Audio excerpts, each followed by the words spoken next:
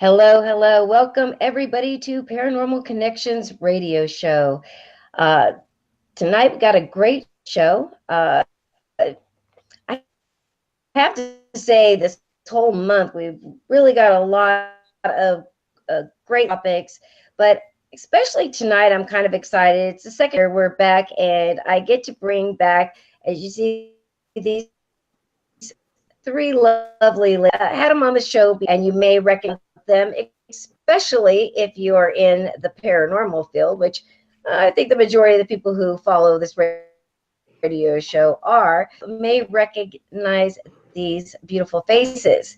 If you don't, well, we will go ahead and line up our first guest to the left is Julie, the Hi. horse like oh, oh boy, boy, oh boy. You're breaking in and out. You're breaking up really bad, Christina. Yeah. Okay, hold on. I'm going to. Me. It may be me. Hold on. Let me reboot. You guys stay right there. Everybody, hold on. I'll be right back.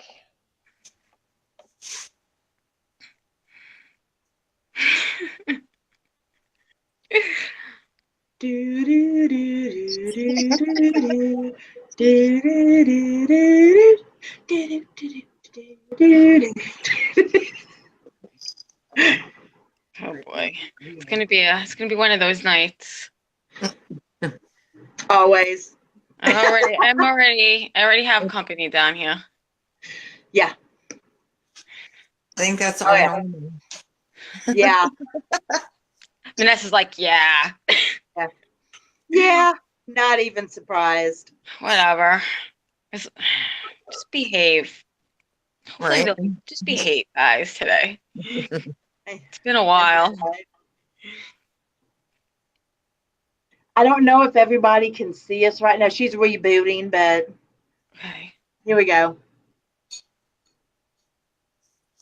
I can't even see you. I wonder why. I don't know. Can you hear me? Yeah, we can hear you now. Okay. All right. Let me just go to the show page and make sure that they can see. Hey, everybody in chat. Thanks for joining. Can you guys let me know if you are able to hear me? Tammy, I see you're there. Michelle, can you guys let me know if you can hear me okay? Okay, Tammy says much better. Ladies, can you hear me much better? Yes. Absolutely. Okay, so, well, boy, I'm telling you, I already knew that this was going to Yeah. before we even had started. I got kicked out of the chat with Vanessa and I. Then she got kicked out. Then Julia, you said that you couldn't get in. Yeah. And it was just one thing after another. So we are here and we are going to try this once again. All right. Welcome Everybody, to Threefold. Right, you know. Welcome to my life. Welcome to our lives, right? I know, right? I mean, for everybody else, for us, this is actually nothing new, but it's like, come on, it's like, really, right now, like, Every time. It's always, exactly.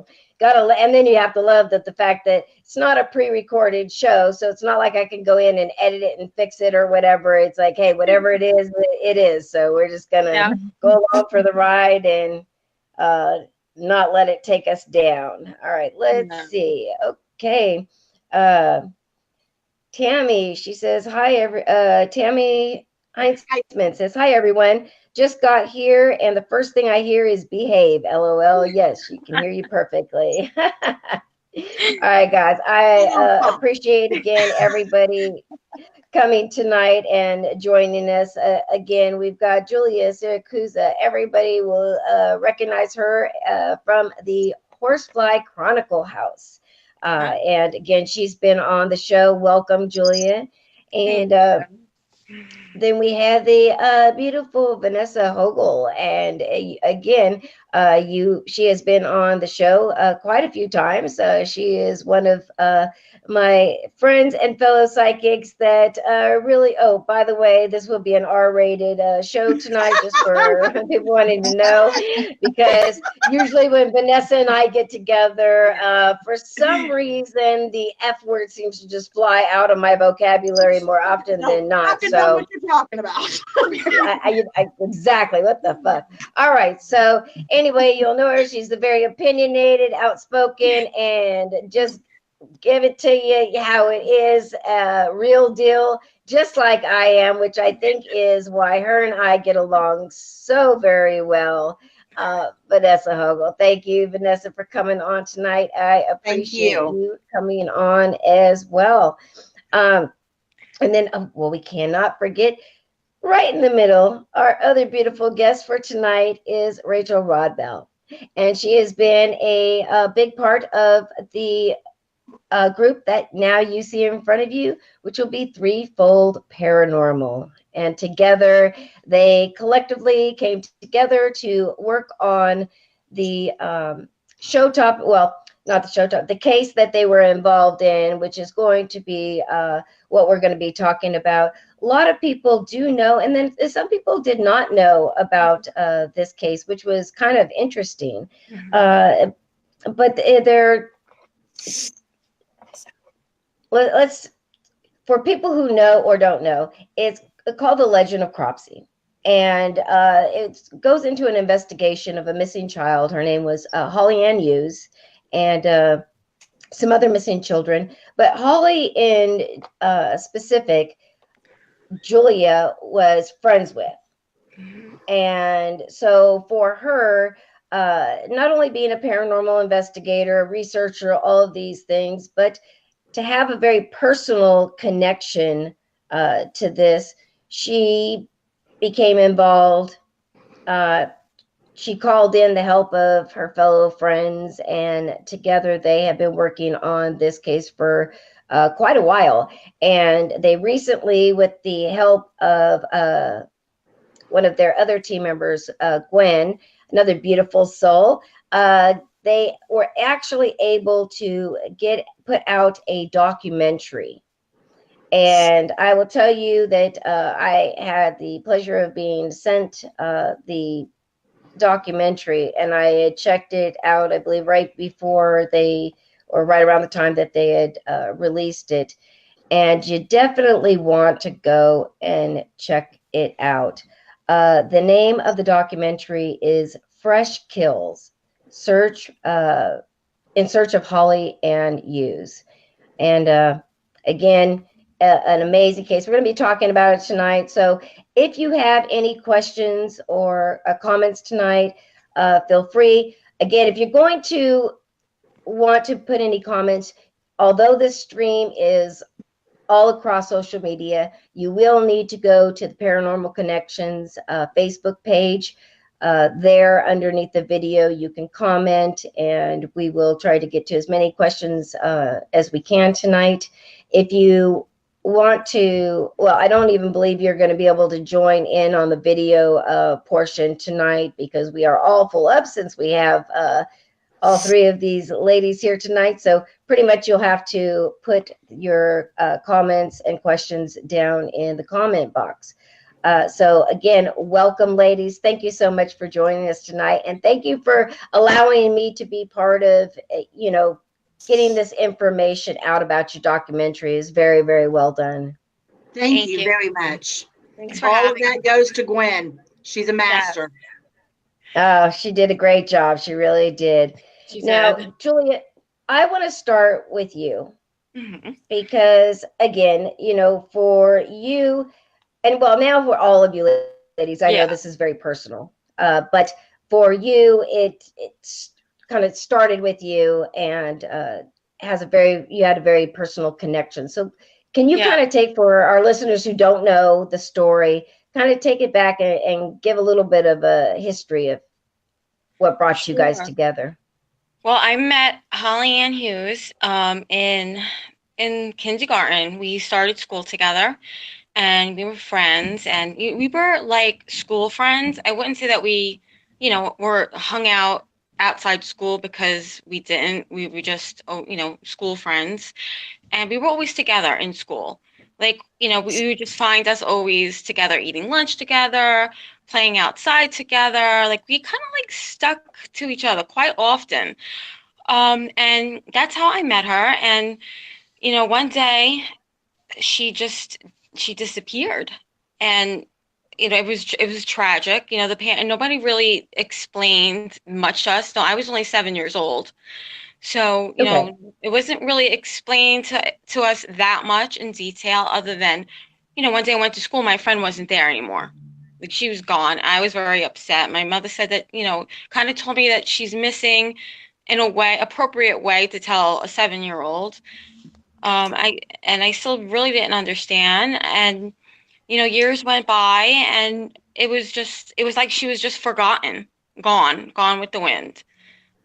I would overhear my parents talking about it, but they would never talk really about it in front of me. They would always try to, not talk about it in front of me. But for me, she just disappeared, and it really wasn't explained to me. So throughout the years when I got older, um, I would just, hear people talking about her and remembering her, but I kind of like blocked it out. I mean, that is the truth. I did kind of block it out. And then one day, a few years ago, I was sitting in my living room with my husband Phil and my friend, and the original documentary came on, and I was just floored. It was like everything just came rushing back like a ton of bricks. And I'm like, oh my God, that's my friend. And I just started researching back into this case. Something just made me, as an adult, seeing this, because I haven't seen that documentary. I don't think I've ever really seen it. I might have seen it. I don't remember seeing it until a few years back. And I just started researching and remembering and talking to my mom, and I said I want to go down there, and I want to look around and investigate. And I'm like, well, I can't do this by myself. What am I going to do? So I asked Vanessa. I asked Miss Vanessa Holger, who I've known. She's done a lot remote viewing on my house, the Horsefly Chronicles. I know she's very, very good, very well, well known. And I asked her if she would mind working this case with me, because I didn't have that much experience. I had the connection. I live in a house. I grew up in a haunted house. I didn't have a whole lot of experience to really go down there by myself. Um, and then we kind of like formed a team, and Vanessa said she was going to help me, but I have to wait because she was really, really, really busy. So while she was, we were waiting, we were researching and putting these pieces of this puzzle together, and nothing added up. Nothing made any sense. And I'm not going to even lie. In the beginning, I thought Rand did it. I thought Andre Rand was guilty. I mean, I didn't really know. I knew it didn't make sense until we really started digging deep in there. And then Rachel and I became friends on Facebook. I don't even know how. We just started talking and we started connecting. And I found out she also is from Staten Island, New York, just like I am. And she had a story to tell too that was unbelievably scary. And I was like, well, do you want to help me? And she's like, yeah. And I was like, okay. So the three of us just started digging and researching this case together. And that's basically how it really all started. Isn't it crazy how the universe kind of, brings certain people together for certain Yeah. reasons? It just amazes me sometimes But that, you have to understand, we didn't even know each other. These are three girls who right, have, like, we know each other through Facebook, but we've never right. met. And I have to say this right really fast before I forget. The minute we got together, the minute our eyes all hit each other, it was like instant connection. And it was boom. And we just like hit the ground running. And it was like we've known each other our entire lives. Yeah. So it I is. remember, and I mean, obviously, Julie, I've known you for a long time, and Vanessa, Mhm. I've known you for many years as well. So it was, funny because I remember when you guys got together, and I remember Vanessa going out there, and you could see that the three of you, it was as if you guys were like reuniting, as if you were, like how when you like grow up with a bunch of girls in like high school and everything, and then you go Exactly. off, and then it's like all of a sudden you get together for like a girls trip, and then Yep. for the first time in 10 years, like that's the kind of connection you guys had. I mean, Mhm. and I was watching the videos and the pictures, and you could definitely see that there was, a much deeper connection than just Yeah. so-called Facebook friends, Which which is is really again very, rare. That's rare Very for women rare. too. right, Especially with especially for women. women like us. I was Yeah. gonna Very, say. yeah, we're very opinionated. We say what's on our mind. We don't really care what anyone thinks. And to have those types of personalities together and just like listen to each other and bond that way, it is very rare. But it's Right, also, we right. have very specific personality traits that complement each other so Yes. well. Julia is the Yeah. mothering type. She's the caregiver, the compassionate one. Rachel is Yes. extremely logical, very analytical. She can keep her emotions at bay in a way I don't have that skill. I'm the freak. I'm the crazy one. And it's for some reason all of that together just you put it in and it's like butter. Yeah. It's like butter, it's just Right. perfect. That's like that's the It's best way to explain it. Yeah. like butter. Well, and and the thing is that, but yes, first of all, being one strong woman, it's hard for people to sometimes deal with you. All Yeah. right. And then you've got four, because well, we're going to, but even, okay, just for the three strong women, and, all together. In a lot of other situations, you would see a lot of clashing Yeah. because everybody is strong. They've got their own opinions. They do things their own. Where with you guys, I think that you're very similar, but you're also very distinctly different from each other. But what I think that really pulled you guys together was the common goal of what Common you goal. were there for. It was as if almost Holly Ann chose, and Mhm. pulled in certain people to be able to help. I agree. 100%. Mhm. Yeah. 100%. Did you Because Protect get that, Vanessa? I children. mean, because like that's exactly, I mean, again, when I was watching the documentary as well, I mean, that was always what I felt was, this wasn't by chance. Like this Mhm. was supposed to be. Yeah. Holly Ann came to each one of us Mhm. individually during this process before we ever came together in Staten Island. She Yes. came to each Oh, one of us individually in her own special way, in her own way and it's like she knew what each one of us needed to know from her. The way that Mhm. she came to Rachel was different than the way that she came to me. The way that she came to Julia was different than the way she came to Rachel or me. And you're absolutely correct. It's not just the common goal, but it's the fact that each one of us went there with zero ego because we knew this had nothing to do with us. Mhm. This was our purpose wasn't to get our names out there No. and to get us attention. It was to get these children and especially Holly Ann attention. And that's what it should always be about. Yeah. Absolutely. absolutely. Always. Now, Vanessa, when you were, contacted by Julia and she, asked you to come and be part of this, again, I watched the documentary and thank you ladies for, sending it to me so that I could check it out as well. It was very well done. But it was, you could tell, and especially me being an empath and again, knowing you, uh, it was a lot. I Yes. mean, and it's so much so that like it was making me feel as if I was there. Like Mhm. I could feel things that you were going through before you said them, and the weight and the things not only that you were feeling, but I feel that you are being shown all at the same time, Yes. very overwhelming. And I felt like you were really trying to kind of keep it together, because you didn't want to really freak everybody else out, but you were kind of getting freaked out yourself Very because much it was so. just so much. Yeah. I don't think Well, I why kept don't it you together at all.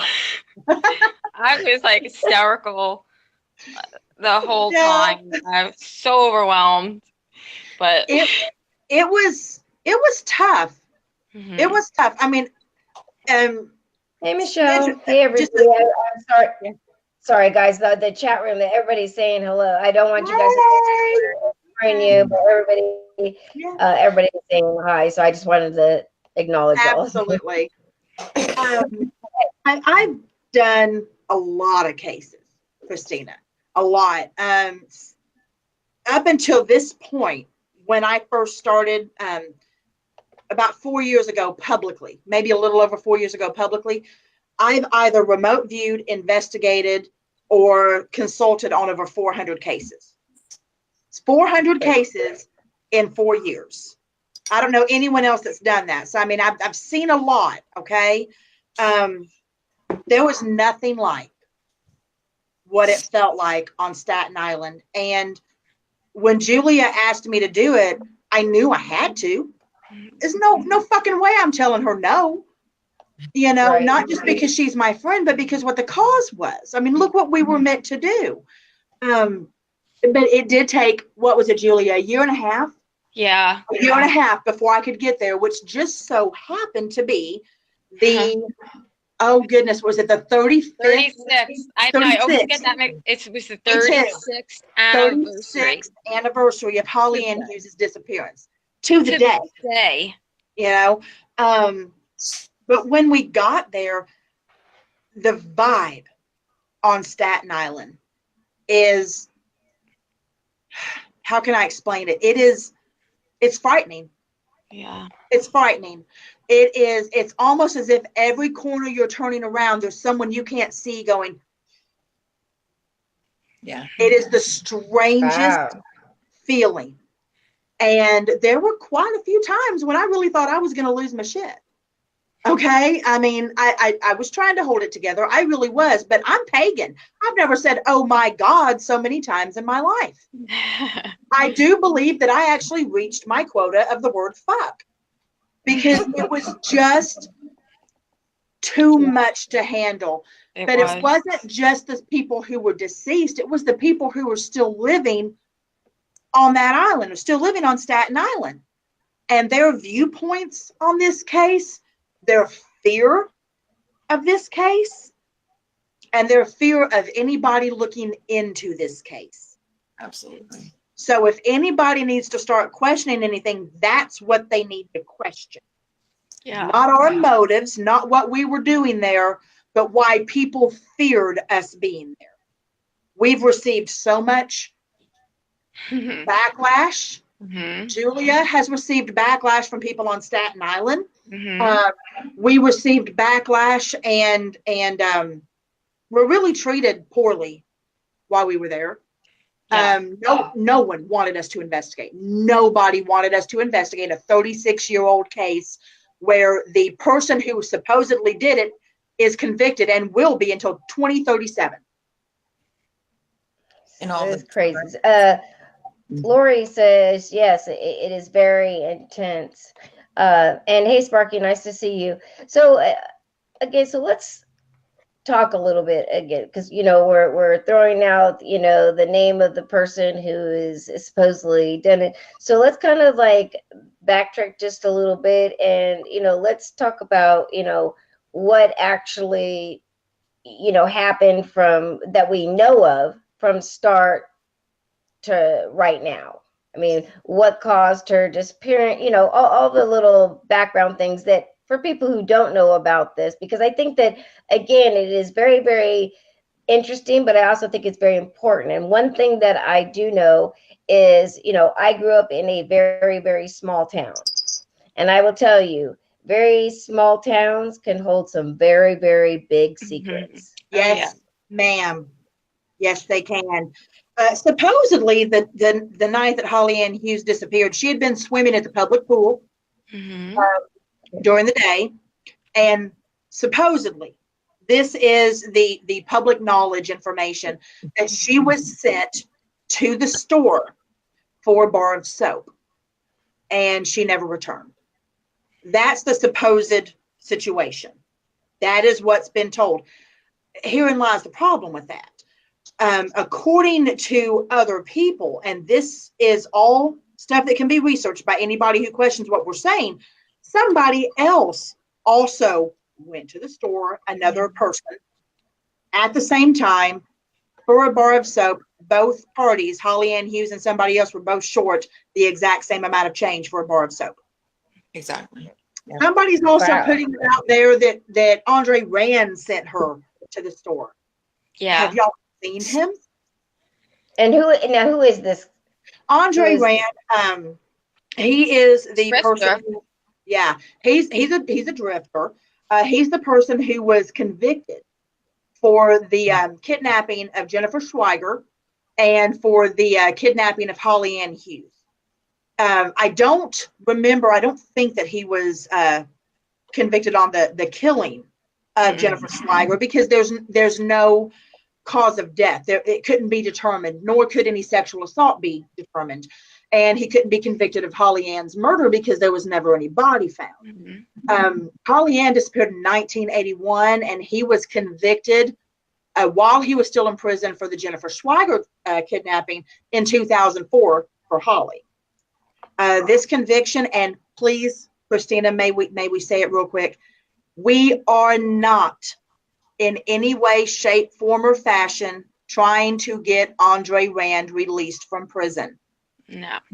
Period. I did see that there, when I was doing some research, I did see that there was, this actually has stirred up a lot of hate and controversy. Yeah. I was really kind of shocked because number one, you're going in there, you're trying to help. And I mean, again, especially like Vanessa, with what you and I do, I mean, this is what we do. We help on missing cases. Yes. So this is something that we would normally do, especially when it has to do with children, it puts it even a little higher in the priority. And then another fellow, person in the field reaches out and knew them personally. So now it even, bumps it up even to a higher level. So, I mean, the full intent always from the very beginning for all three of you women was to go out, research, investigate, use your abilities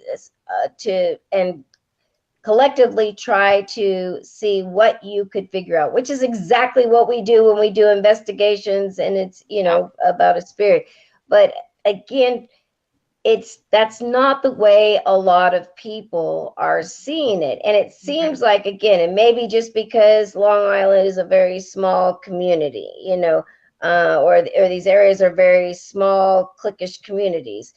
But I'll tell you, it seemed like it's more so the locals that are the ones that have such a problem with it, which is shocking to me, because you would think that they would welcome any kind of help. I've joined a lot of the Staten Island groups, and they do not like me. They do not want to hear it. They just don't like me at all. And I said the same thing. You would think people from Staten Island would, appreciate this even more, but it's totally the opposite. Exactly. I mean, it's saddening, and I've seen some of the things that have been said. It's kind of sickening as well. I don't know. It just seemed kind of a lot of ill-informed people, or a lot of people that just, it seems like they just want you guys to stop. Yeah. Shut up. Yeah. As much as everybody proclaims that they want, to have answers, I will tell you, it really does not seem that way. It seems like, that the answers for them now is something that maybe now that you guys are getting close and you're bringing things out that other people couldn't, it's starting to make people nervous, because again, Yeah. I think this is a much bigger deal than what people even think, and I a mean, lot more people Absolutely. involved. it's yeah, it's It is. huge. It's so much bigger than we even thought it was. It's like you put one puzzle together, one piece of the puzzle together, and it's like there's like eight more that you just have to can't figure out where they go.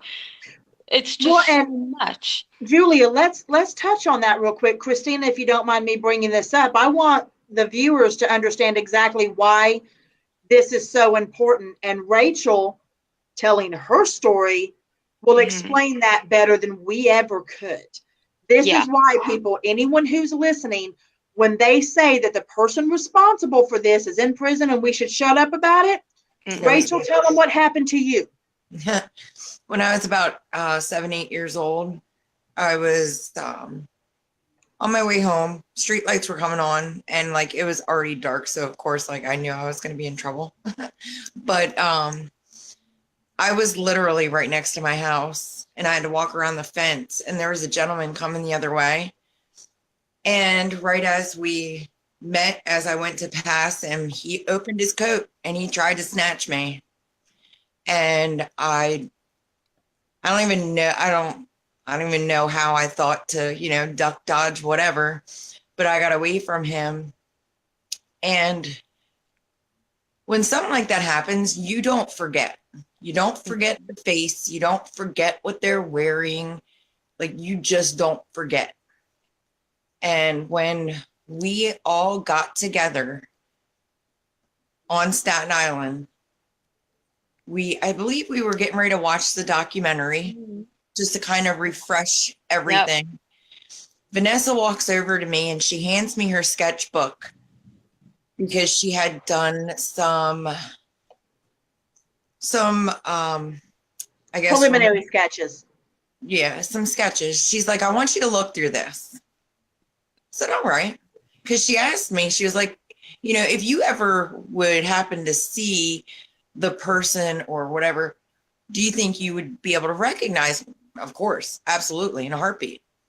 She gave me the book and she's like, just take a peek at my drawings that I did before we came here.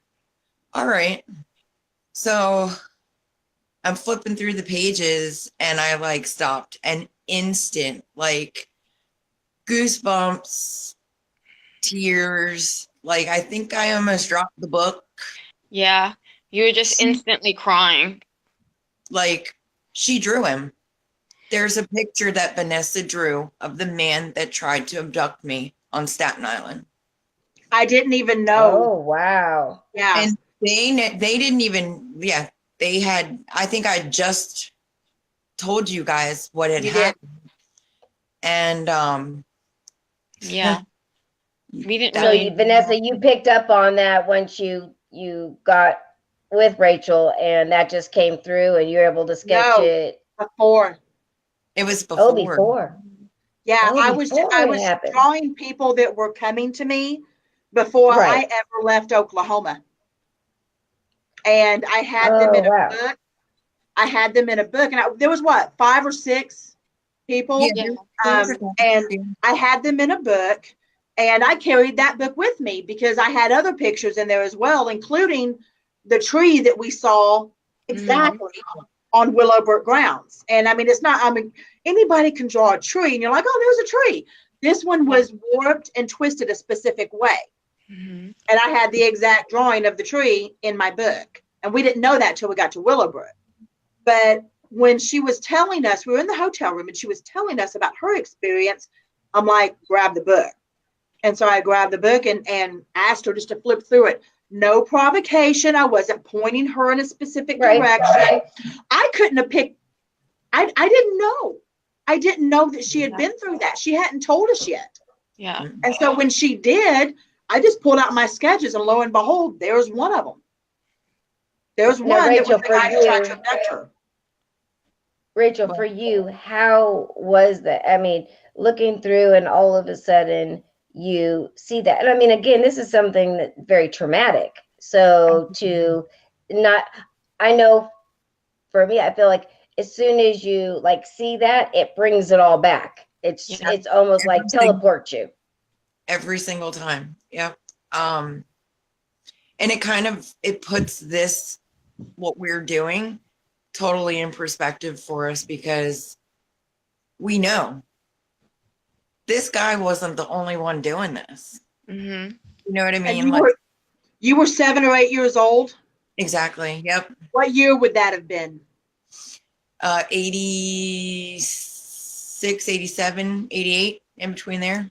Okay, 86, 87, 88. Yep. Jennifer Schweiger was abducted. Let's see here. I have to go back and look. That was when 87, 87. I think. And Yeah. this was not Wow. Andre Rand who tried to kidnap her. Yeah. No. So let me get this. So what you ladies are saying is that you think that maybe this other guy was a copycat? No. Can No. I No. continue? Yes. Can I like Sure, absolutely. in the original documentary Cropsy, there's a gentleman in there that states that he is Andre Rand's best friend. Mhm. And that's him. That's the man that tried to grab me That's the Oh, guy. wow.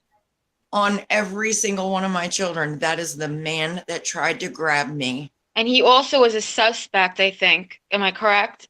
Wasn't Yes. he? I believe so. Yes, in the Questioning him, case. yeah. Mm-hmm. So do you think that they were possibly working together or separately, just both I sick, think or how do you think? Uh, well, y'all want me to take that one? Yeah. Okay. All right. I'm not a psychologist. I'm going to go ahead and put that disclosure out there right now. However, and I don't play one on TV neither, but it's very difficult to be antisocial, homeless drifter who can't hold down a job, who doesn't have anything to do with anybody, to having best friends being able to plot kidnappings, rapes, or murders, and be a mastermind at getting away with it. Which, according to the different people that he supposedly did this to, that's what he was. Because Right. they don't mesh. They don't mesh. But when you do have that antisocial, doesn't talk, might not have very high intelligence, seems to relate better with kids or whatever, you have a very easy target that can't fight back. That can't say, I'm Right. not that dude's best friend. I don't know what the fuck you're talking about, or No. or whatever. I mean, you can put any scenario in there that you want to, but you can't have both. Yeah. You just can't have both. And a person that has supposedly been able to get away with this with the other cases that they've tried to tie to him, to all of a sudden decide that in an area where they've searched multiple times for Jennifer Schweiger, to all of a sudden just go back there and say, hey, you know what? Here's my campsite right over here. I'm going to bury her in a fresh grave, making it super duper fucking easy to find, even though I know they're looking. And that's exactly what they're saying he did. He buried her right there in a fresh grave, and they were able to find her even though they'd already searched it twice. Yeah. If somebody goes and looks up all the points of these cases, every last one of them, every disappearance, that Hank Greforio, Thais Jackson, Jennifer Schweiger, Holly Ann Hughes, Alice Pereira, if they look up any of those, you're going to have minuscule similarities in he might have been in the area.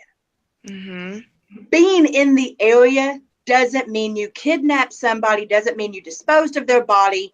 It doesn't mean dick. It just means you were in that area. And he was the perfect scapegoat too, because he had ties to each one of those kids. in Thais's apartment building, I think in the Mhm. 70s, he was a janitor, right? Janitor or something. He was working on the building, Handyman. Yeah. handyman. Um, Jennifer, they said that an eyewitness saw them walking together.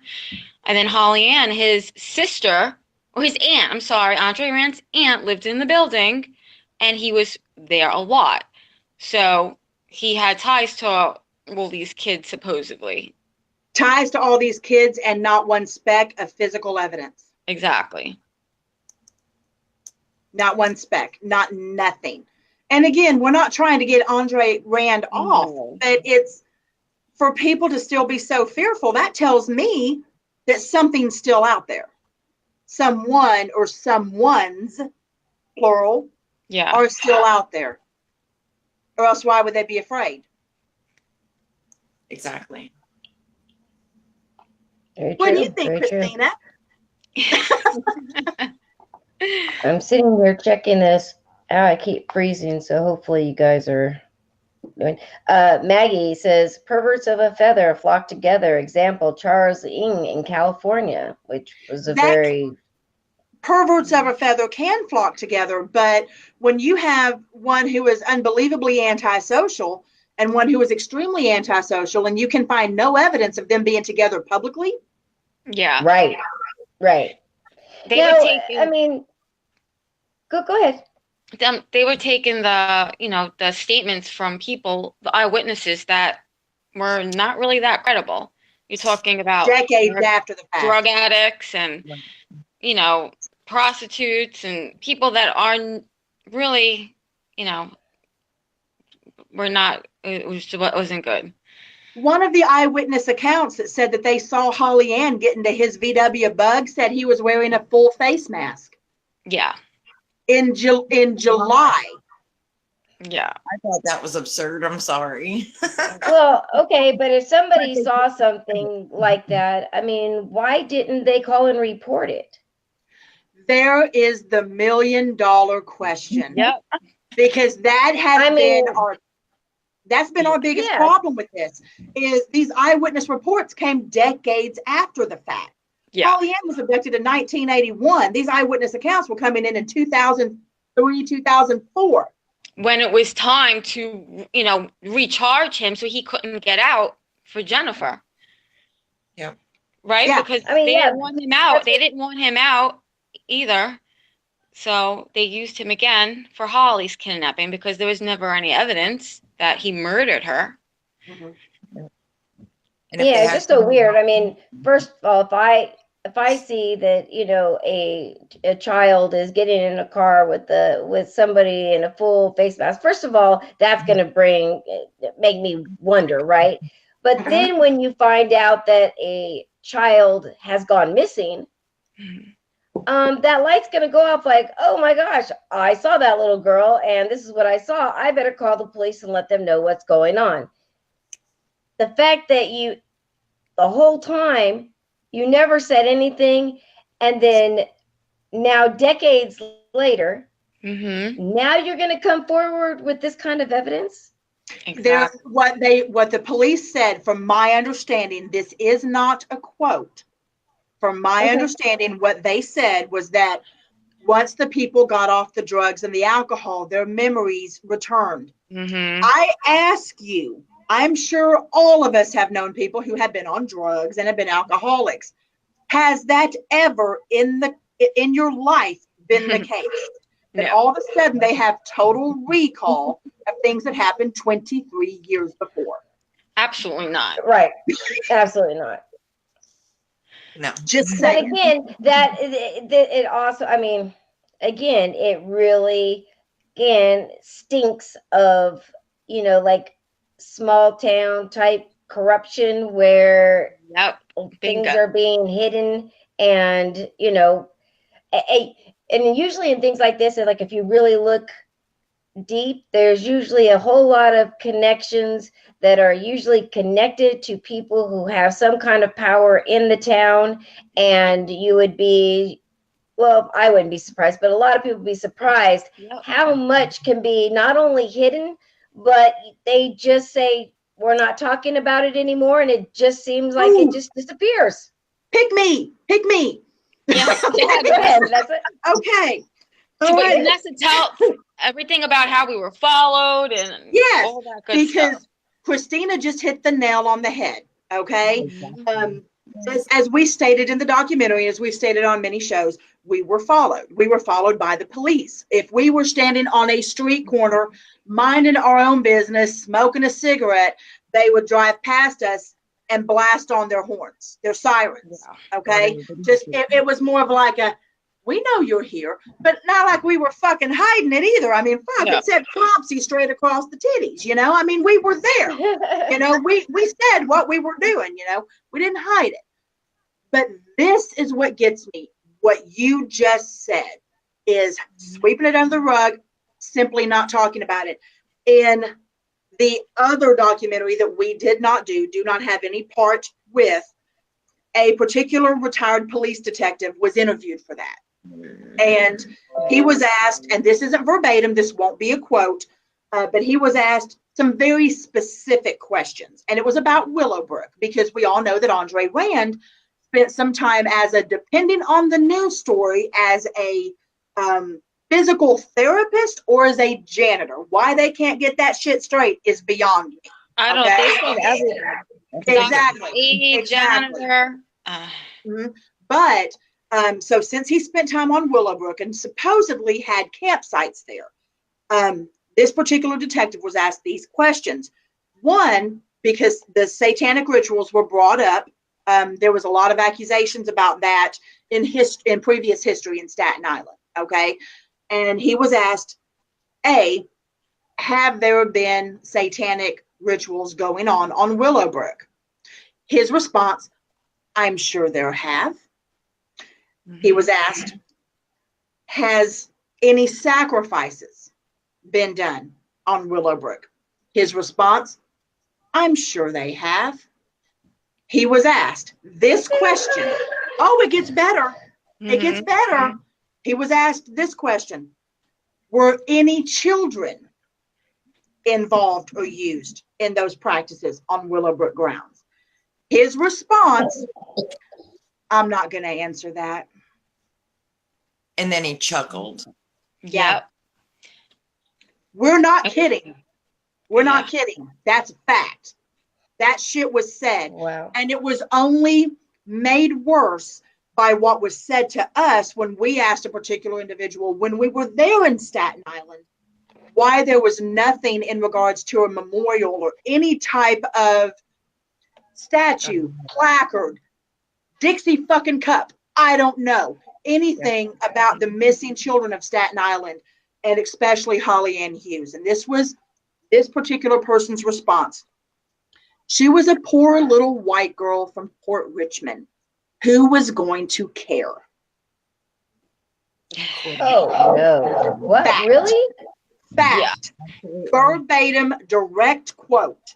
Right to That our is exactly faces. what was said to us. In It other was- words, nobody Wow. gives a fuck. Nobody Yeah. gives a fuck. Move along your little way, you bunch of bitches. Yep. Do it quietly. And I mean, again, I mean, personally, to me, all that this makes me feel is like anybody that would have that kind of opinion, again, is if I think if you were able to follow the trail far enough, you're gonna find somebody that either they know, connected to, whatever, Oh, involved. yeah. He was very connected. Irony at its best. Irony at its best. I'm not even going to say it, but bingo, say it. Christina. Bingo. Because the person who said that to us was a Yep. close family member Yep. to the prosecution of Andre Rand in the Holly Ann Hughes case. We're talking close family member. Close Like you can't get family any member. closer than Nope. that. I'm not Mhm. talking, we're not talking first cousin. We're talking close. Stepfather 5 times removed. We're not talking that. We're talking close family. So think about it. And this person sought Yeah. us out. Mm-hmm. They sought us out. And not tell the other way around. tell the viewers what he was trying to do to us. Okay, so we all know that all three of us have our little particular quirks, our abilities. That wasn't the way that we went into this case publicly when it came to trying to get people to talk to us or interview anybody. We were there strictly to ask questions and hopefully get answers. So there was no need to appraise him of our special talents prior to the interview. So when we met on South Beach, us ladies and this particular man, he did not know that unless he had done his homework. Okay, he didn't know.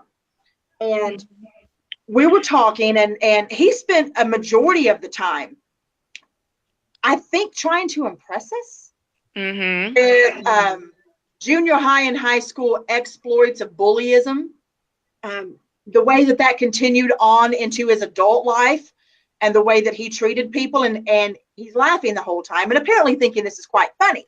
Okay, and I guess thinking that he was pulling some alpha macho bullshit, which any fucking one of us can see right through.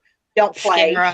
And yeah, trying to scare us. And so we started asking some questions. We kind of let him have his fun. We started asking questions and saying, and I think I asked him, what would you do if I told you I'm fairly certain where Holly Ann is? And he's like, well, what do you mean? And we told him. Wasn't any reason not to. So we told him where we thought she is, or was, at least where she was put after she was taken. And when we told him, his eyes kind of got real wide. And then he says, no.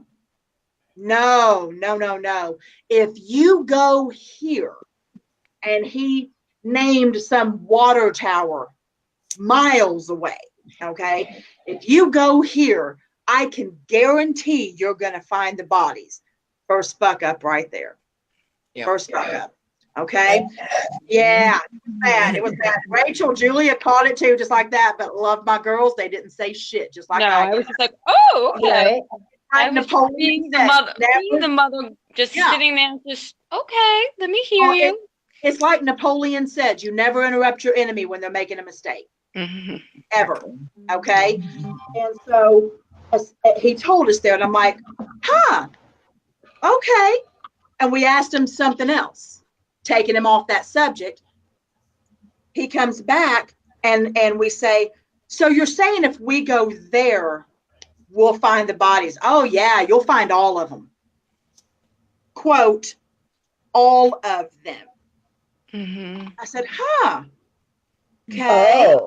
Oh, okay.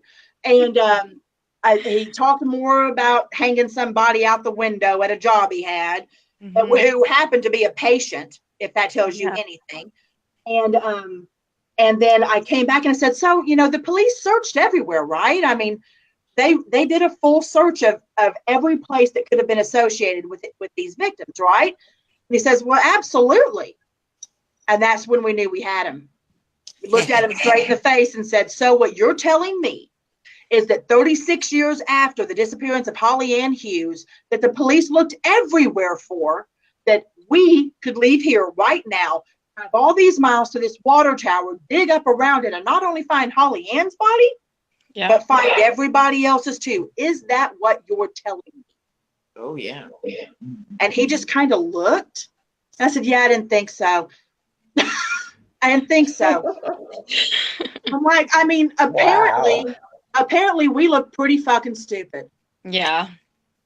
What they were trying to do, and I don't have any doubt in my mind, is they were trying to get us to that water tower. Yeah. Right. For a reason. Whatever reason, we don't know.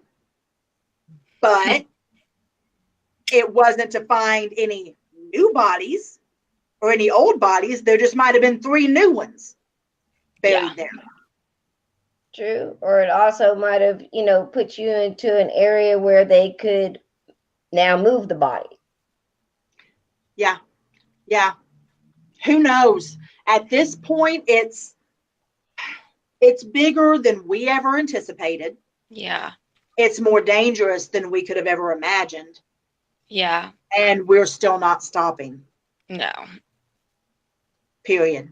I mean, Right. there's been people on hit lists because they were digging too deep, like years and years and years ago when the kids first started going missing. So who knows? We don't care. No. Exactly. For all we know, So we're Jesus all on a Black hit list or and being watched. Yeah, I saw that. I'm not responding to that. yeah, Tammy, don't worry about it. Well, It's a troll. I I mean, can't say they're lucky. yeah, it's not what. We're Who getting cares? trolled. Yeah, this Oh, ain't Yeah, our first rodeo. yeah. oh, That please. the thing is haters. Thank you very much because every time you come to my stream, that helps get me my paycheck. So continue Exactly. to Right. hate away. Please do. It's always makes me laugh that they think that things like that are going to stop a stream or it's going to or we're going to start crying or something, and they must have not done the research on this show or these people. No. That is the It's a funny lot thing. more I'm than like, that. I've been We're, insulted by the best. You like, got to we're, I believe way know. better shit than we're that. not scared of people trying to murder us, but we're afraid of trolls on the internet. I know. So okay, so That's as far funny. as again with the small town, so with the information that you've been able to, and well, let me take a step back. Okay. So what kind of evidence have you been able to pull together during your investigation? And what you have pulled together, I mean, obviously, and you did the documentary, are you getting any kind of help from anybody in the town, the family? No, No. none, Nobody wants to help us. nobody. I reached out to Holly Ann's brother, who's a few years older than me. Okay. And he is actually in our group, the group that we have. So he Uh-huh. does watch, but he is not responding. And it could be too that, it's just very painful. I mean, to dread all this up and to bring all this up 36 years later at the time when I messaged him, um, I don't, it must be hard for him to have to have this all come up again. But I know he's watching, and he did accept the invitation to join the group, which is a good thing. We'll Right. never down the family for not getting No, involved, because when you lose a child, a sibling, or anything like that, you don't get over that. So, I mean, you can't down the family, Well, and right. I won't. And not only that, but we also have to think that, I mean, look at all the things you guys have had to go through working on this case. yeah, It is a small town. So, it's like that family is the one that still, has to deal with the, yeah, knows the people. I mean, it's hard. I mean, it's very Absolutely. hard to try to take sides, especially if the town is very against this, which again just makes it Uh-oh, did we seem so lose much her? more. oh, who? Can you hear me? I can Christina. hear you. I can hear you. I can hear. You can hear I me? can't, she's completely gone on my screen, so I can't hear her at all. Shit. Okay, She but the can't rest hear of you. Yeah, we can hear you. Y'all, that's okay. Okay. I'll just watch y'all. Y'all keep going. Well, No, we got, well, no, yeah, Julia, you'll just be able to do it. Let me refresh and let me see if it'll fix it. I'll be right back.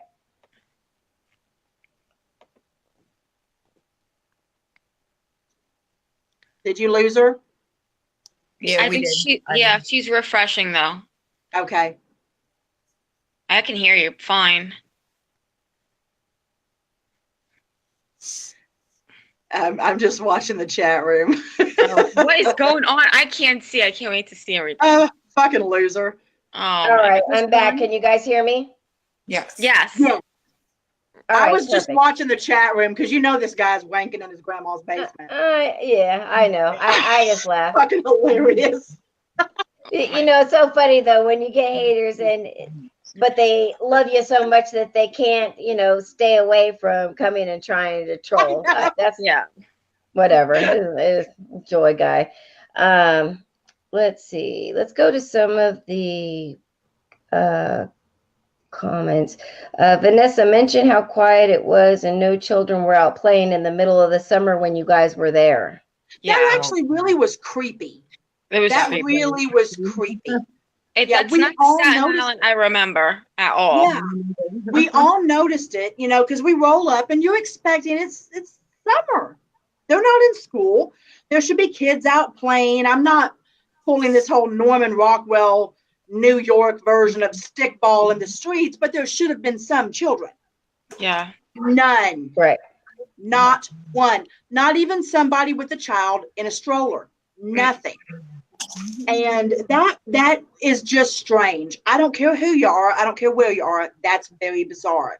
And Yeah. the other thing that we found fascinating, leading away from that question, which is going in the proper direction here, is nobody wanted to talk on camera.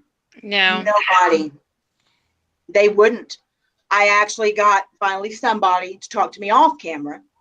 And I won't even say where that was. But I asked them if they believed that the proper person was in prison for this, and they said no. It was a resounding no. And I think that speaks volumes. Yeah.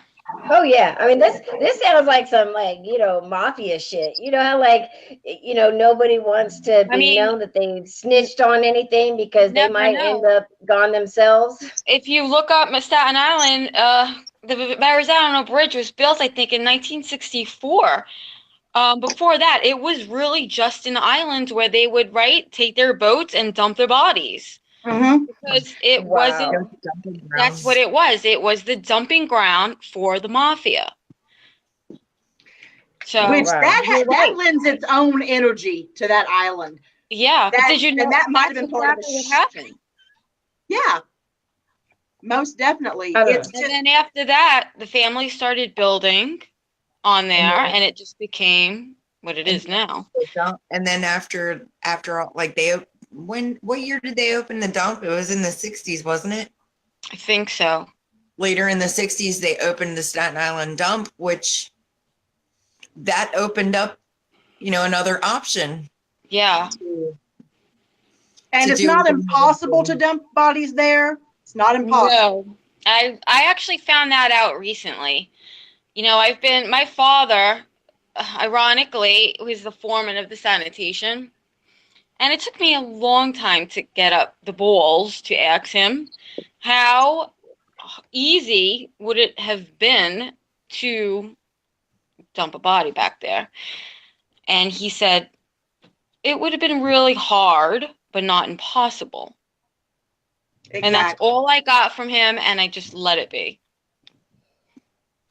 But it's so interesting that, all the questions you guys ask, the answers are always just so vague and. Yeah, and that's my own father. Vague, but matter of the fact. Answer that he gave me. That's it, because he don't even want to talk about it. Well, that's what I'm saying. It's vague in one point, but it's very matter of fact at the same time. So it's like, okay, I'm going to give you this very vague answer, but just take it as that's the way it is and don't ask any more questions. Exactly. Pretty much. We actually did, and this is in our documentary as well, we actually did get somebody from the hotel that was willing to speak with us. And this is back when I smoked regular cigarettes. I'd go downstairs, me and Rachel would every morning, have ourselves a nice little smoke. And there was a fella that was down there in the little smoking area downstairs. And we would sit down and chat with him and talk. And he asked us what we were doing there. And we told him. And we were real matter of fact. I mean, we didn't hold anything back and told him exactly what our plans were. And he was super interested. And this was from the first morning. Remember, Rachel, from the first morning. And so, the next morning went down there, or anytime we were all down there smoking, we would talk about it because he'd always be down there. And I want to say it was the third morning he had somebody else with him, and this was a female. And we started talking about it again. And, you know, she kind of got involved in the conversation. And he was like, well, you know what? You can interview us. Be great. No problem. And we'll do it on camera and everything. And we set the time, I think, for 11 o'clock. And so it was about 11 o'clock, and he gave me his phone number. At 11 o'clock, I called him. No answer. 11:05, no answer. 11:10, no answer. So we walked down to his room and knocked on the door. No answer, but you could hear him moving around in there. So Rachel and I go back to the room, and we're like, okay, all righty, we get the hint. I'm not going to sit there and force somebody if they're not comfortable for whatever reason to talk to us. Vanessa, So, I remember you saying that you thought that they were planted there to spy on us. I do. Do you remember? Yeah. I do. We haven't talked about that. Do you still Specifically think that? Specifically because of what the companion did for a living, and that was working for the district attorney's office in New York City. Yeah. Okay. So that's kind of a big deal. That's kind of somebody that's privy to some information. Okay. Mhm. Well, a couple of hours later, we're going downstairs so we can go out and do more research and try to get more investigating done. Lo and behold, who was down in the lobby checking out from what we were told a day early. And they see us. There's no denying we're the bitches you were talking to, you know, and they walk out like this. Yep. Won't even look us in the face. Won't even do it. Wouldn't even talk to us. You know, I get it. I do. I understand fear. I understand intimidation. I grew up with some pretty impressive, albeit shady people in my youth that might have had questionable morals and a tendency for violence. Okay, we'll put it that way. So I get it. I understand. But what I don't understand is I get you can't be honest, but don't act like you never saw us. Don't act like we're doing something wrong. If you don't want to have anything to do with it, just say it. Say, this isn't my thing. This isn't my thing, you know? But it was almost like anyone who did, aside from the one person, anyone who did try to speak to us, if they stopped for any reason or decided not to, it wasn't because of anything we were doing. Yeah. It was fear. Yep. Yeah. Right. And that brings us back to the previous question. If the person responsible for this is in prison, why is there still fear? If the person responsible for this is in prison, why was the Cropsey legend still being told to people as something to fear 10 years after he was put in prison? Yep. Right, And because like you said, if he's in, how come there was no 'cause if he's children in- either? No children playing, nothing. Yeah. Everything is just like dead there. Yeah. well, question, once this guy was put into jail, did everything cease or, stop, No. or did things continue to go? So, okay, so then that's another clue. Like, if you have the person in jail, why would these things be continuing? Exactly. You would think that, okay, you've got that person in, so if you've got the right person, that should Exactly. stop. That's been the main been the main question. Why? And if what's going on is what we think is going on, there's 4 other boroughs. Yeah. There's 4 other boroughs. It's not difficult to get from one to the other. It just isn't. And so if what was going on is what we think is going on, which is, I mean, like I've said this on many shows, we all have. People assume sex trafficking, child sex trafficking, anything that has to do with that means that the kids are getting stolen, they're put on a boat, and they're sent overseas to Taiwan or something. That is not the case. We have just as many sick motherfuckers walking around in 3-piece business suits, medical scrubs, Yep. Maple hats, I don't know. Priest clothes. I mean, the highest level of government. I mean, whatever. There's Absolutely. no face that can be said, this is a child sex trafficker. They don't. Yeah. Right. You can't look like stereotype that one. you can't. They don't all look like they came from an episode of Criminal Minds. It's the Tammy's people you asking. least expect. Tammy Heisman's asking Rachel, where is the guy that tried to take Rachel living? I believe. I think we found out that he's now deceased. Oh, well, Because- at least that's a good thing. But Yeah. I mean, I've tried to research him and I can't find anything. So, I mean, I'm assuming that Hopefully. is the case. That's mean, the when you really think frightening about it- thing. Oh. Go ahead. Go ahead, Vanessa. No, I was going to say Well, that. I was just going to ask. About this is, and I'm going to shut up here in just a second, but all the questions, all the weird stuff that came from the previous documentary that we didn't do, is all of that questioning just dropped. It just dropped. All the things that would make you, Christina, or me, or Rachel, or Julia, make our ears perk up and be like, hey, that's not right. It just dropped. And no one discussed it again. Right.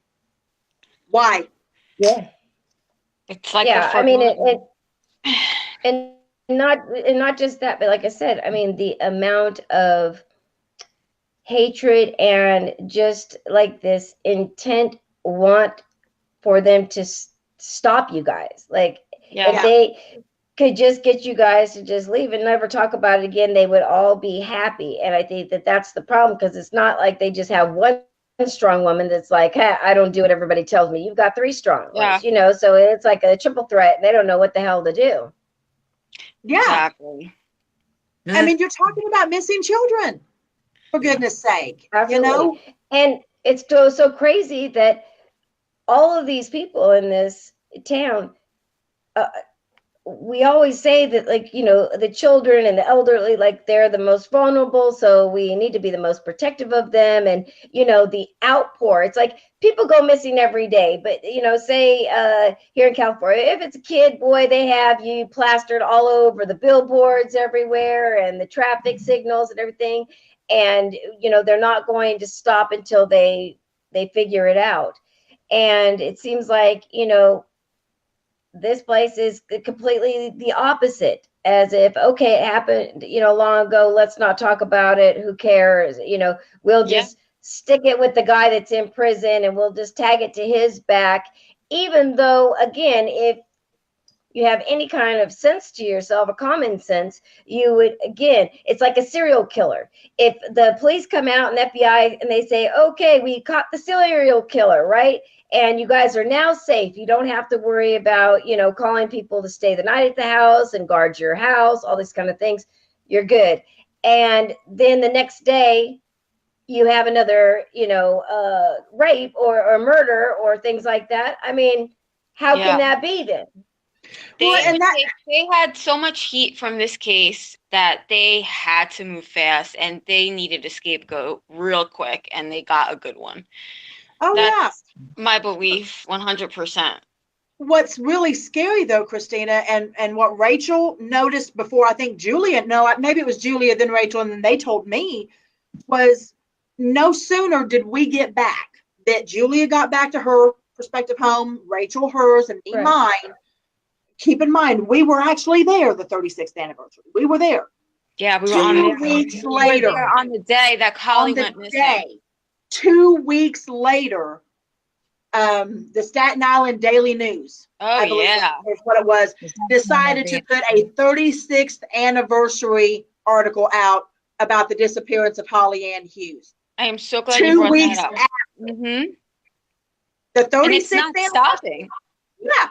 There's every time we put something out, they put something out. And all they're doing is regurgitating the same information, the same interviews, the same characters involved, everything. Yep. Anytime it's we like put they want to remind everybody of what happened, because we're bringing it so, into the public eye now again. They want to keep reminding and like pushing them back down. Oh no, this is what happened. Don't listen to them. This is what happened. That's basically what's happening. Yeah, Well, yeah, to reinforce their scenario on exactly. how things were. So, And like, stories okay, are yes, being these changed. girls are coming in. The girls are coming in and they're stirring up all of these, accusations and all of these things again. And, this is just to let you know that don't worry, we've Who's right got the there? right guy. Well, and that's just it. So, Not once, not one time, just to use your word, Christina, not one time have we accused. Trust me, we have our feelings. We believe that we know what went down, and we can go to certain locations and point out areas of people of involvement. But until we have cold, hard facts, we won't do that. We will not be accusatory. right, What we right, will do right.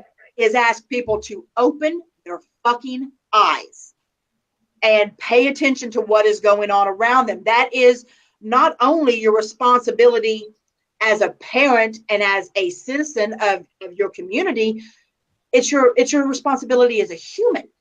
Yeah. If you see something that is corrupt, if you see something that's damaging our children, say something. It's not that fucking hard. Well, yeah, and the thing is that, you have to think about it this way. A lot of people say they don't want to be involved. It's not their business. It has nothing to do with them. I personally, I'm not one of those people. I see a guy, beating some woman's ass on the side of the road. I'm going to be the first one, and I'm 5'4" and barely 100 pounds. I'll be the first one out there if I got to run him over with my car, but I'm going to do something. I'm not somebody who's going to stand by and let that stuff happen. But you get all these other people that, they're, again, afraid to come forward. They're afraid to say what's really going on. But I say to those people, if it was your child, Yeah. if it was your family member, would you not want people to come and help to solve this, to stop this from happening to anybody else, for God's sake? It's a million Exactly. dollar question. Because the people that did it either are still out there, or hopefully dead, but they're out there. They're still out there. Right. It's Well, like the Tammy Kennedy God, I hope they're assassination. freaking dead. Right, Yeah. right. Tammy You want Heinzman is you want the asking, people that actually did this to be held accountable, because Yes. even though this right, guy right. who is in jail for the kidnappings, and he's a bad guy, we don't want him out. I mean, no one would ever want him out. He's got a very bad record of being very inappropriate with children. You don't want him. He's got his own thing, but you want the actual person who's Exactly. You want responsible to be in. exactly, because God forbid he's still out there. Yeah. Right, Even if he's right. 80 or 70 or 80, who knows how old he is? It doesn't matter. He's still out there. They're still out there, and Well, just and that's the Still kicker. did something.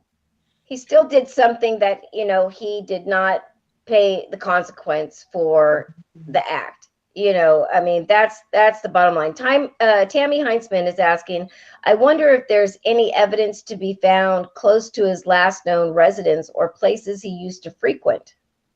They did that. They did all that. There was not one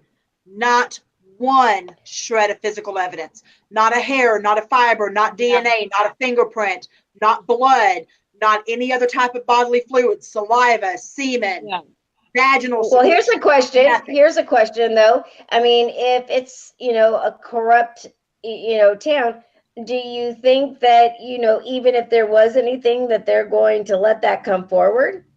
No, I'm saying for Andre Rand. If there was Iran, okay. anything, trust me, it would have been listed. And supposedly he put Holly Ann Hughes in his Volkswagen Bug.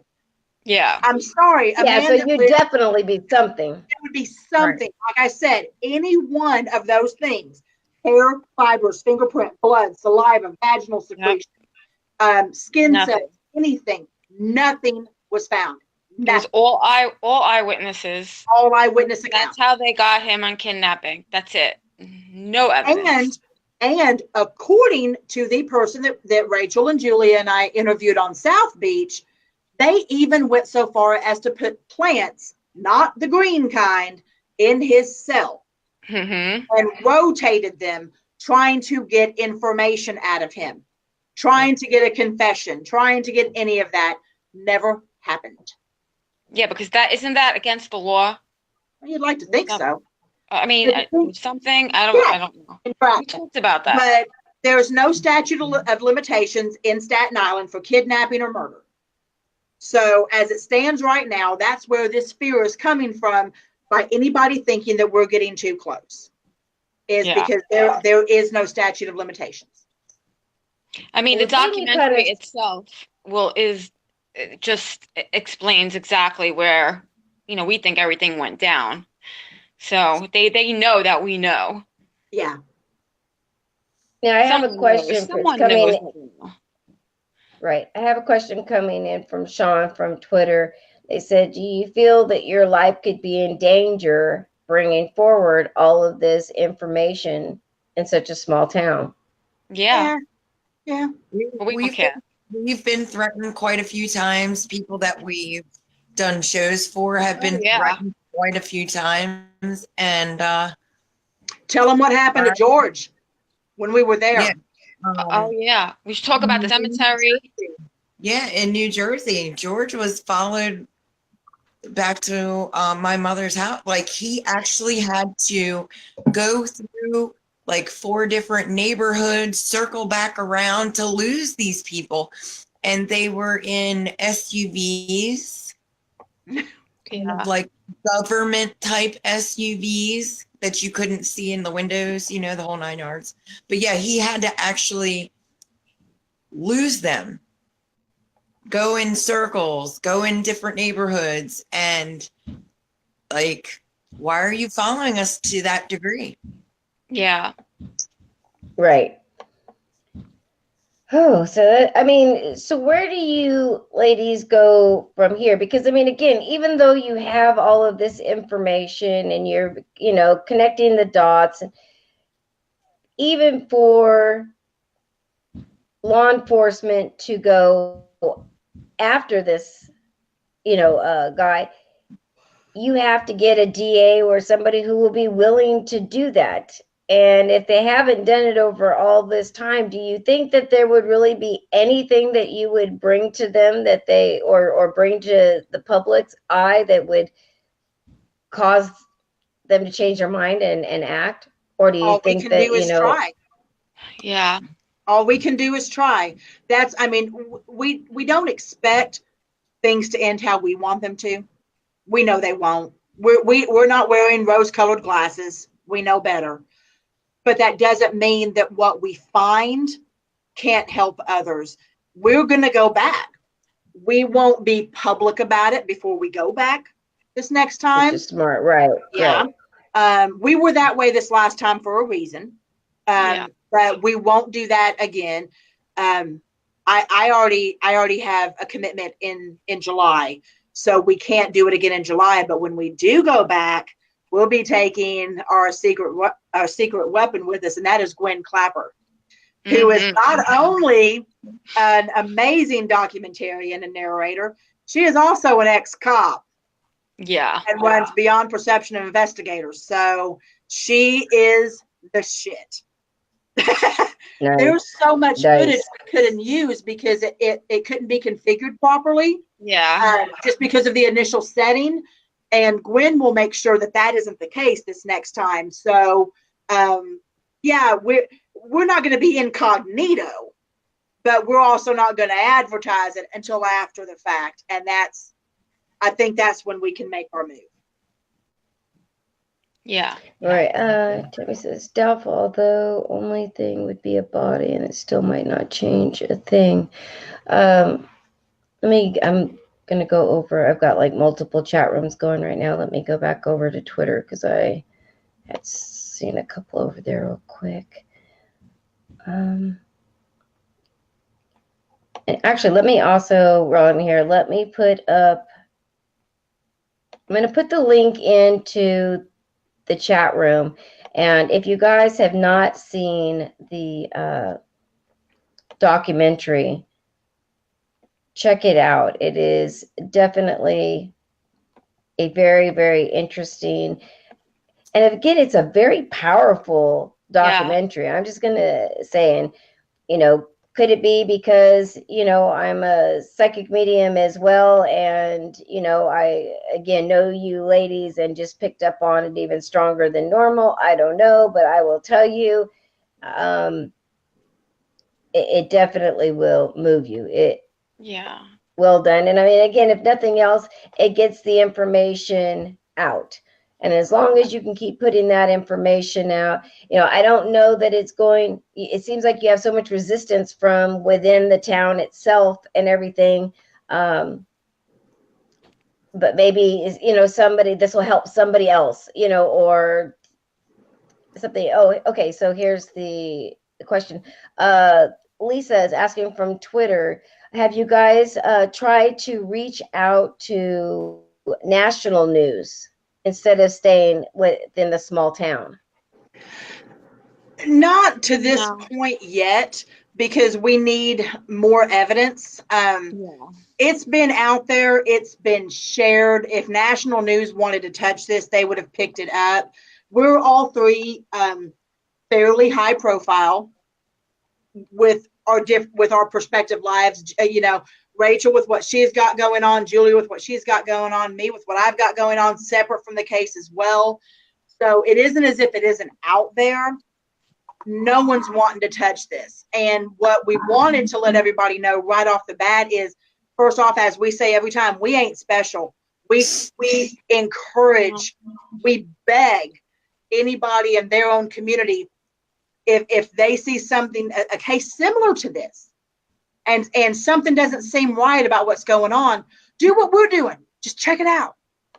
Yeah. Just check it out. You know, this isn't just that case. You know, I mean, I work on cases privately.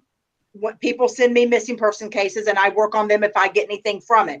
I just so happen to get a lot from Holly, which was why I was able to help Julia and Rachel. But it could be anybody. So if somebody's noticing this in their community, take up the stick, you know, hop in this marathon with us. That's all we're asking. We got to start watching out Yeah. for these kids. All right, Yeah. Julia, Laura is asking, does Holly Ann ever try to interact with you or any of the other ladies? Yes, she does. Like Vanessa just said, she has come to all of us in different Hello? ways. Can you hear me? I can hear you. I can hear Okay. you. Okay. She's Oh, come I to all guess of us we might in. have lost Julia. Oh, they lost me? Crap. You want to message her and tell her to disconnect and then Julia, get back on. rejoin? She's going to do that. Okay. She's going to get back on. Okay, I like perfect. her Because she phone, went dark. Something in her house was like, oh nope, no, you're not going to Not answer the that one. first So time. there you go, Vanessa. Maybe you can answer the question. Has Holly Ann over time continued or tried to interact with you at all? Actually, something really, really fascinating happened, because, as the documentary states, we believe that she found her way to Fresh Kills. That is why it's called that. Okay. What was very interesting is I was just sitting here one night by myself. My son wasn't here, nothing. I had my desktop on. I was on the couch. Well, no, I didn't have it on. I didn't have my desktop on. I was on my couch watching TV. It wasn't anywhere near my computer, nowhere near it. Hadn't even been working on it.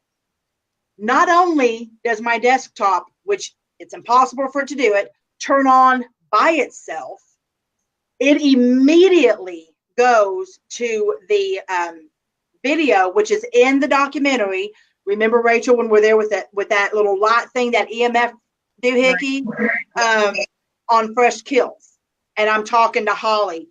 It pulls that video up 20 times, one right after the other. Just keeps pulling it up. Wow. And I physically have to get up off my couch, come into my office area, and exit out of the video 20 times. And I'm like, okay, I know, Holly, I know that's where you are. I know it. You know, if it's not where she is now, it's where she spent a great deal of time. That's where we got our highest responses from her. Highest responses. And it's all on video. Absolutely. All right. All right. Francis is from the UK. He's asking, do you think Holly Ann has crossed over, or do you feel that she is stuck in I, this realm? my feelings on that are different than a lot of people's, but I actually think Rachel and I are very similar in this. It's not a crossover or stuck. It's a two-way street. You know, can you choose to cross over and not come back? Sure. Can you choose to stay and not cross over? Absolutely. Can you cross over and still come back and forth? You darn tootin' you can. It's a two-way street. Okay. So So yeah, you don't feel like she was stuck in.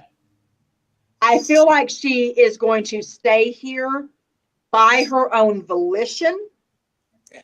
until hopefully some type of closure is found. We might have given her that, and then she just comes back and forth because at least somebody acknowledges where they believe she is. Right, right. Rhonda says that must have been an amazing feeling to feel her, but I don't know. I mean, just in my own, and you can tell us, Vanessa, but I know on my side of it, when I do, readings and I connect with situations like this, um, it's not always an amazing feeling because sometimes it's incredibly Painful. sad. It's or also, depending on what they experienced. I had a young girl that it was an unsolved murder that I worked on, and she was, brutally raped, and then her throat was sliced. Teenage girl, and I literally could feel and see every single thing that she was going through as it happened. It was absolutely horrible. I mean, It for is. you, how was it? It's pretty much the same situation. Is it amazing in the fact that you can connect? That's amazing. That's Right. amazing. But luckily, I was very lucky. Holly Ann did not make me feel what she went through. Mm. Bless her for that. Yes, Because yes. as you said, when I was at Paracon at Mineral Springs, I had a situation in the upstairs where I was stuck. There's a picture of me. I didn't know I was doing this. I'm standing there with my arms out and I've got tears streaming down my face and I don't know what's happening. And I'm feeling everything that a particular person went through up there. And it was not fun. It's not fun. All right. I wouldn't Right. wish it on anybody. Luckily, Holly Ann didn't make me feel anything painful that she went through. So for that, I'm forever grateful. Right. Rhonda's saying that's what she meant. Julia says she can't get back on. Well, Julia, Oh, we only have about 10 minutes left anyway, so we'll try to, finish this up. But I do want to, thank her again. She says she's going to try again. You might want to, like, just completely maybe even get out of Facebook and then come back in and try. I'm not sure because obviously we had you on the first time, so we know it works. But again, it's one of those things that the spirit world always seems to like to have some jokes during a live show and decide what they want and when they're going to put a stop to things. yeah. All right. Me. There's somebody coming in and out to the right. So I can't see it.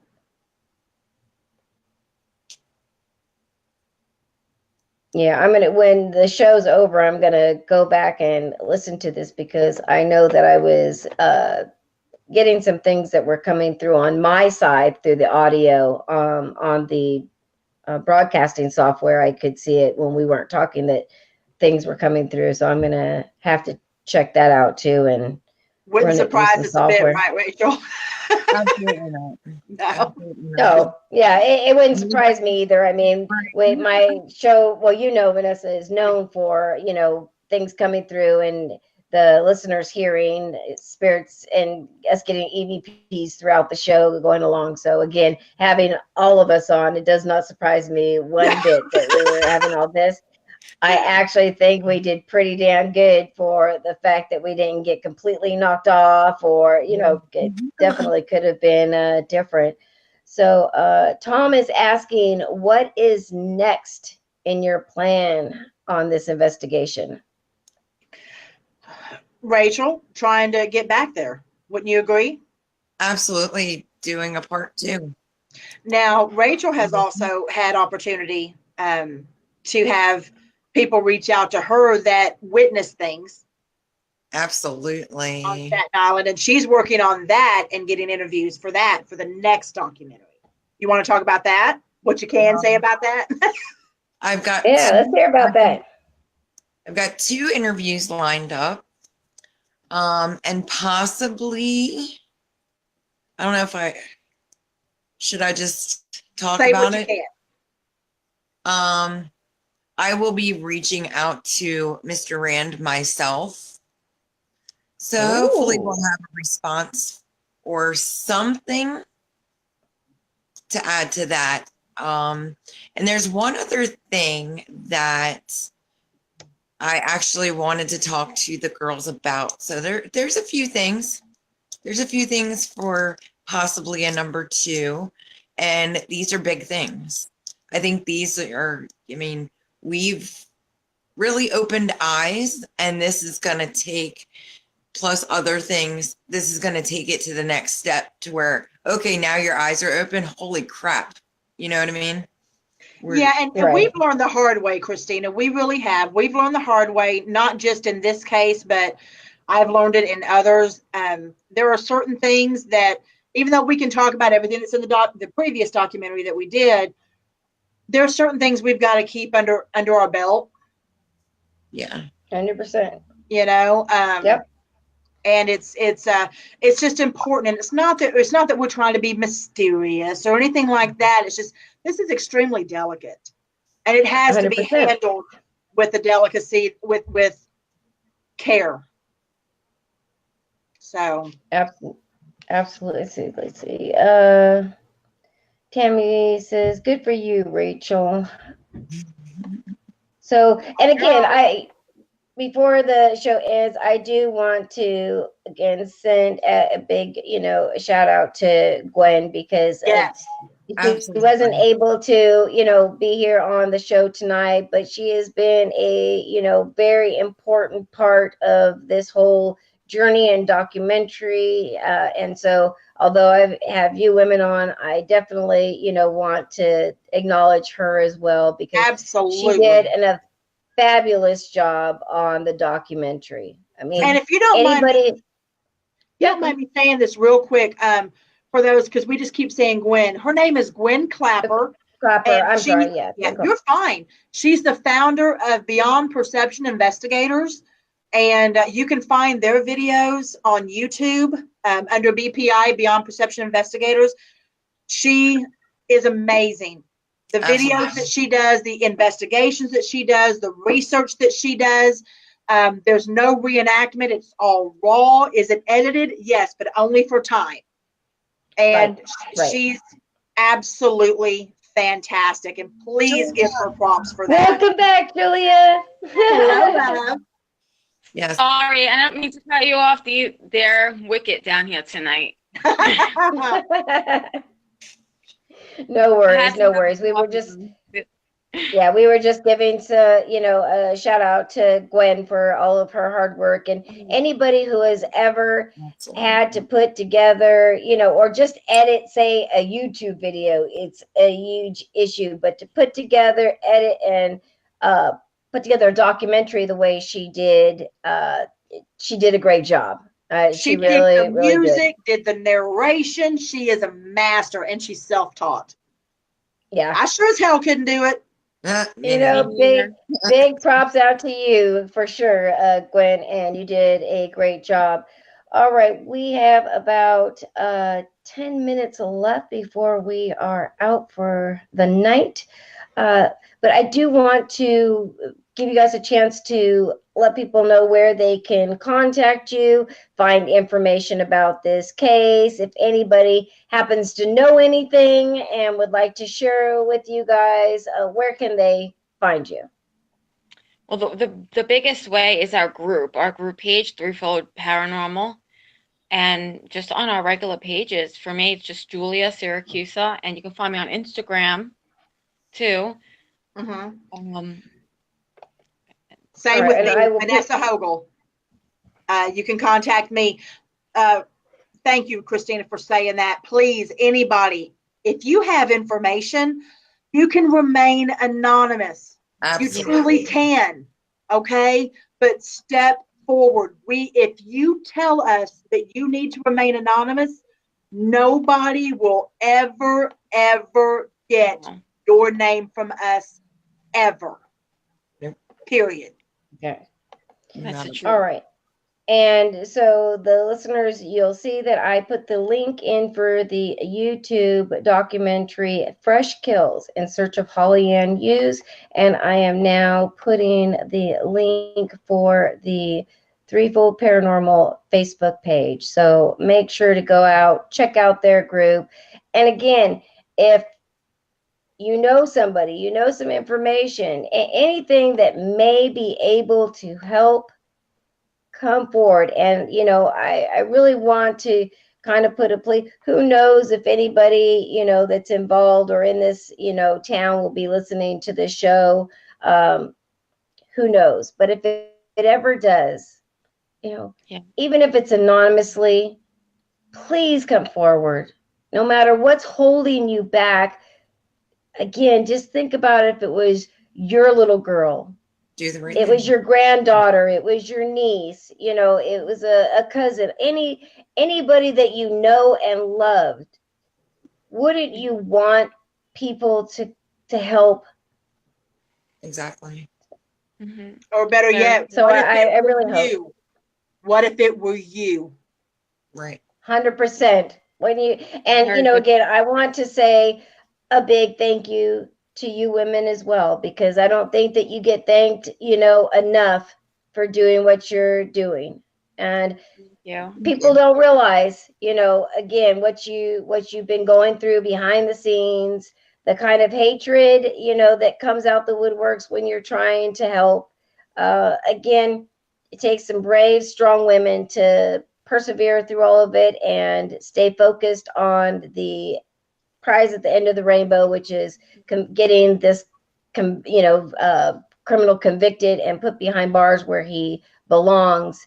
But Yeah. again, thank you to you three Thank for you. doing all this, because the Thank you. universe picked the right three, right? Oh, You ain't thank you, going nowhere. Christine. Ah, Thank All you. right, yeah. Thank And you. everybody's saying great show. Everybody's liking it. Again, make sure to check out all of these women. Go to Threefold Paranormal's page. Show them some support and love. And I will be back on Wednesday night. Got a great show. I'm going to be doing top trending strange news. Haven't been doing it for a while, so I'm back. And boy, oh boy, new year, same old craziness, but it even gets crazier. So we're gonna start out with that. Anything strange in our fields, the other fields, anything just in general, I'm gonna be talking about it tomorrow night. So, or Yay! not tomorrow night. See, I'm a day off. Wednesday night, 7 to 9 p.m. Pacific Standard Time, and that will be 9 to midnight. Oh no, actually, what? 7, 8, 9, 10 to midnight. I'm sorry. I see they changed my hours and it throws me all off. I'm not good at time zones. So make sure to show up. I have a great lineup coming this month and next month. You have no idea. We got some great names, great stories, and some amazing topics. If you know somebody that would you'd like to see on the show, or if maybe you have a story and you'd like to come on the show, reach out to me on the Paranormal Connections radio show page, or you can email me at paranormalconnections@gmail.com.